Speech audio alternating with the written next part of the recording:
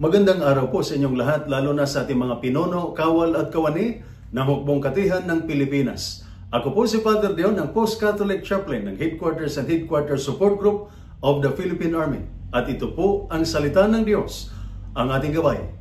Ngayon po ay Thursday, June 26, 2025, ng ika-12 linggo sa karaniwang panahon.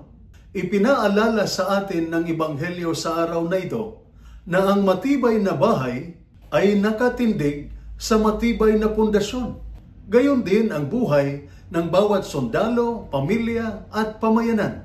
Ang matibay na saligan ay ang pakikinig sa salita ng Diyos at ang pamumuhay ayon dito. Madaling sabihin na tayo ay nananalig sa Diyos. Ngunit ang totoo ay nasusubok sa araw-araw na desisyon, sa pagharap sa hirap, sa mga hamon sa pamilya, sa katungkulan, sa pamumuno, at sa pamayanan. Kapag ang buhay ay nakasandig sa salita ng Diyos, ang bawat unos ay hindi makakayanig sa atin kahit bumuhos ang ulan, bumaha, at umihip ang malakas na hangin sa ating pamilya, sa hanay ng hukbo, sa pamayanan, at sa buhay mismo. Mananatili tayong matibay dahil ang Diyos ang ating saligan. Ito ang nagpapaalala sa atin na ang katatagan ay hindi nakabatay sa lakas ng ating sariling kakayahan,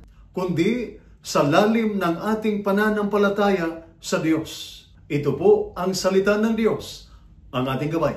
Manalangin tayo. Panginoon, bigyan mo ako ng katatagan upang ang buhay ko ay nakasandig sa iyong salita at sa iyong pagmamahal. Tulungan mo akong manatiling matibay sa kabila ng mga unos sa pamilya, sa hanay ng serbisyo at sa pamayanan.